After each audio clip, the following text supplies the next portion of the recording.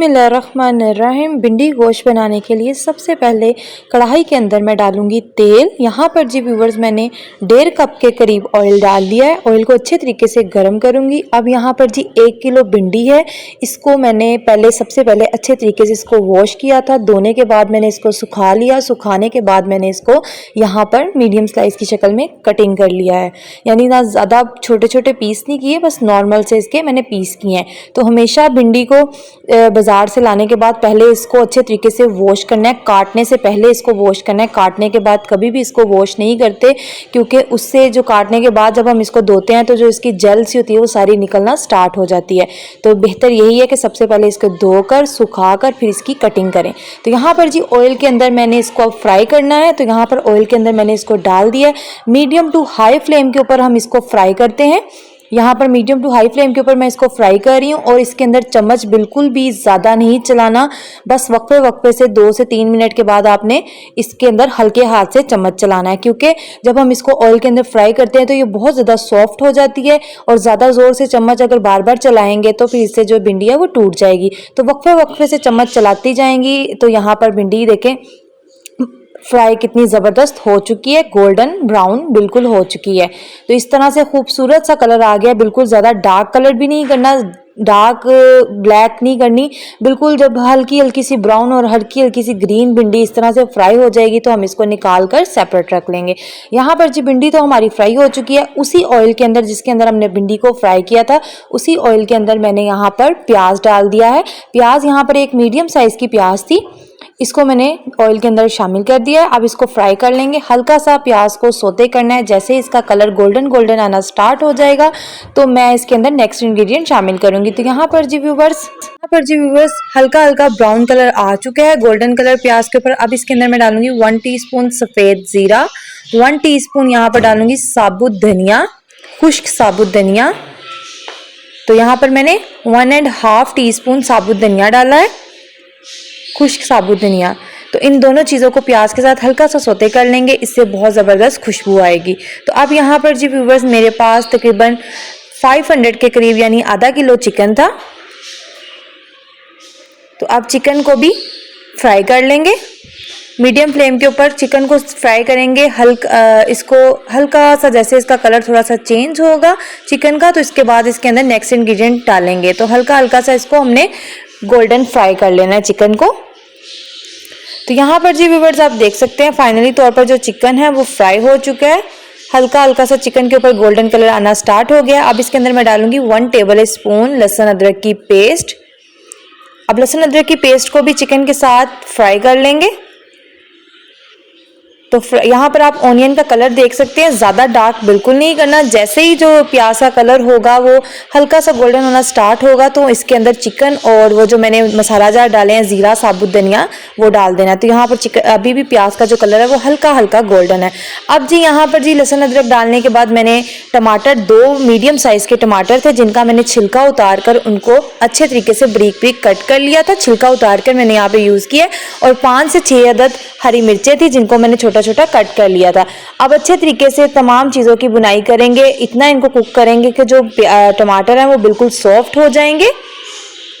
तो यहाँ पर जी व्यूवर्स अब इसके अंदर मसाला जात खुश्क मसाला जात डालूंगी। 1 टीस्पून मैंने लाल मिर्च का पाउडर, 1 टीस्पून हल्दी पाउडर और 1 टीस्पून यहाँ पर धनिया पाउडर और 1/2 टीस्पून यहाँ पर ज़ीरा पाउडर डाल दिया है। अब इसके अंदर मैं डालूंगी 1.5 टीस्पून नमक। आप अपने टेस्ट के मुताबिक कम या ज़्यादा कर सकते हैं नमक की क्वांटिटी को। तो अब जी अच्छे तरीके से मसाले की बुनाई कर लेंगे। तो चिकन के अंदर जो जो चीज़ें डलनी थी वो हमने सारी डाल दी हैं। अब हम चिकन को कुक कर लेंगे।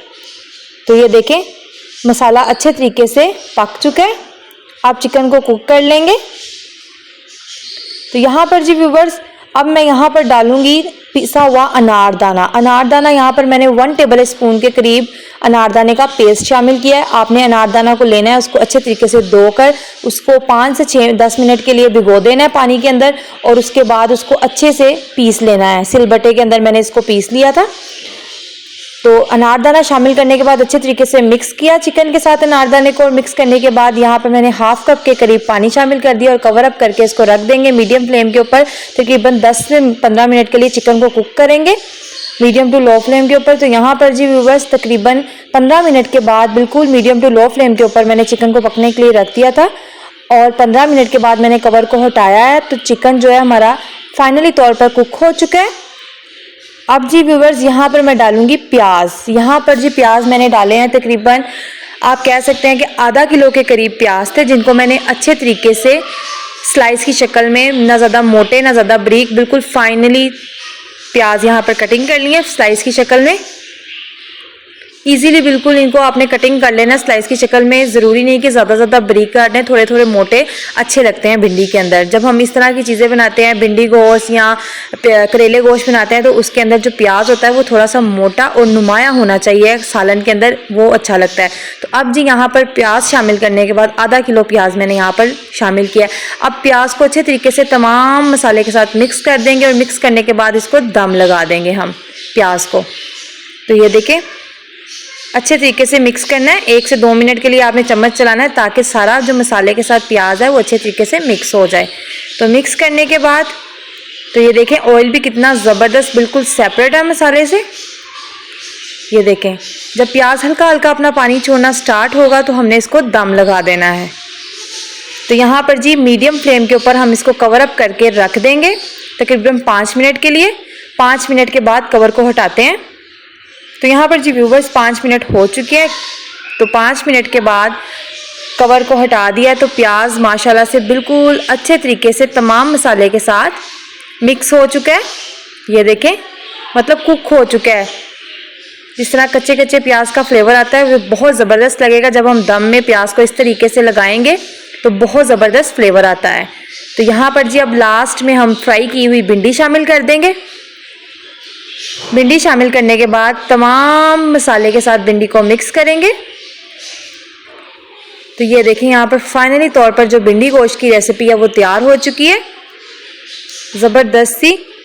इस तरीके से आप भिंडी गोश्त बनाएंगे और साथ में रोटियों के साथ इसको सर्व करेंगे तो यकीन माने जो ये इस तरह से भिंडी गोश्त खाएंगे वो आपकी इस भिंडी गोश्त के सालन को कभी नहीं भूलेंगे। बहुत ज़बरदस्त ये तैयार होता है इस तरीके से भिंडी गोश्त को। मैंने ये YouTube पर ये वीडियो अपलोड करने से पहले मैंने ये स्नैक पे वीडियो अपलोड किया तो माशाल्लाह पे यहाँ पर ये वीडियो बहुत ज़्यादा वायरल हुई, लोगों ने बहुत ज़्यादा इस वीडियो को पसंद किया। तो ये देखिए ज़बरदस्त सी भिंडी गोश्त की जो रेसिपी है वो तैयार हो चुकी है। मैंने हाई फ्लेम के ऊपर 2 से 3 मिनट के लिए अच्छे तरीके से भिंडी को मिक्स कर लिया है। तो दम लगाने की यहाँ पर ज़रूरत नहीं है। तो यहाँ पर जी भिंडी गोश्त का सालन तैयार हो चुका है। चूल्हा मैंने बंद कर देती हूँ और अब आपको सर्विंग प्लेट में निकाल कर दिखाती हूँ।